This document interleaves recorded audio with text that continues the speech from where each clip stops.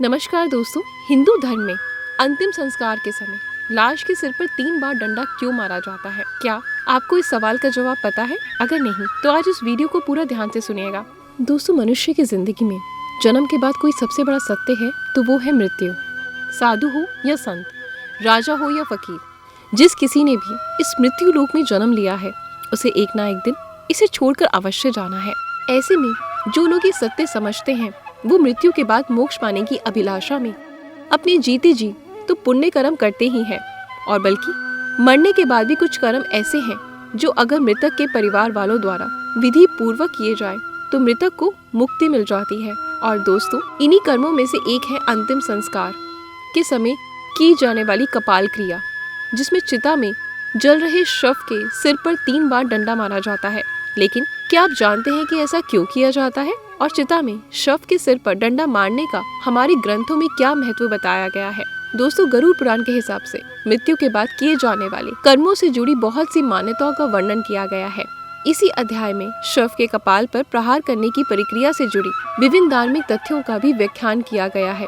गरुड़ पुराण में मनुष्य के अंतिम संस्कार को लेकर एक निश्चित विधि विधान का वर्णन मिलता है, जिसका पालन हिंदू धर्म के किसी भी व्यक्ति के अंतिम संस्कार के समय होता ही है। गरुड़ पुराण के अनुसार मृत्यु के पश्चात अंतिम संस्कार के समय शव को मुख अग्नि दिए जाने के बाद बांस के डंडे पर एक लोटा बांधकर शव के सिर पर घी डाला जाता है, और ऐसा इसलिए किया जाता है ताकि अग्निदह के समय शव का सिर अच्छे से जल सके। इसके पीछे का कारण ये भी है कि मनुष्य के सिर की हड्डी बाकी अंगों की अपेक्षा बहुत ज्यादा मजबूत होती है, इसलिए उसे अच्छे से अग्नि में नष्ट करने के उद्देश्य से ही शव की खोपड़ी पर ये घी डाला जाता है। अब प्रश्न ये उठता है कि शव के कपाल को पूर्ण रूप से नष्ट करना क्यों आवश्यक है?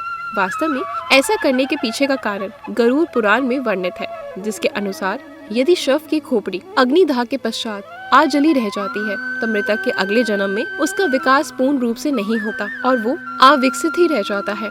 इसके अलावा एक धारणा ये भी है कि अगर कपाल की क्रिया ना की जाए तो मृतक के जो प्राण होते हैं वो पूर्ण रूप से स्वतंत्र नहीं हो पाते और उसके नए जन्म के मार्ग में बाधा उत्पन्न होने लगती है, जो कि उसके प्रियजन बिल्कुल भी नहीं चाहेंगे। इसलिए शव के परिवार द्वारा अंतिम संस्कार की किसी भी क्रिया में ढील नहीं दी जाती।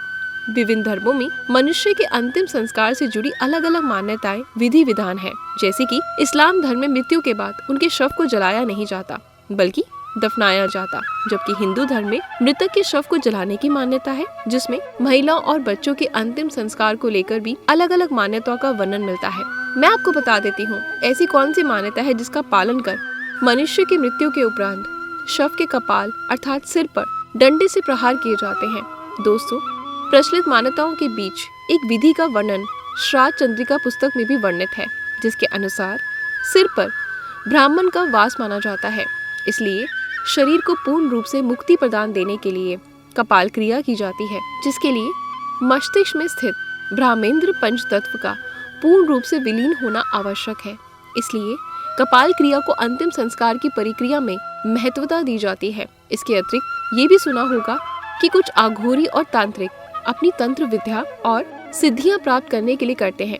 यदि ऐसा उनके प्रियजन के कपाल के साथ हो जाए तो मृत्यु के बाद मृतक के लिए मोक्ष प्राप्ति की जो प्रक्रिया होती है वो असंभव हो जाएगी।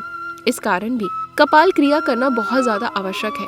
कपाल क्रिया को समझने के लिए हमें शरीर और इसमें मौजूद 7 चक्रों से जुड़े पहलुओं को जानना बहुत जरूरी है, जिसमें मूलाधार, स्वाष्टिधान, मणिपुर, अनाहत, आज्ञा चक्र और सहस्रार चक्र शामिल होते हैं। इनमें से सहस्रार चक्र को कपाल क्रिया से सीधा जुड़ा हुआ माना जाता है।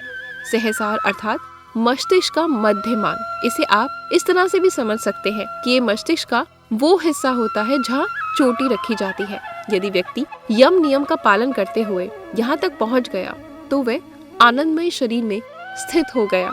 ऐसे व्यक्ति को संसार, संन्यास और सिद्धियों से कोई मतलब नहीं रहता। इस चक्र को जागृत करने के लिए लगातार ध्यान की आवश्यकता होती है।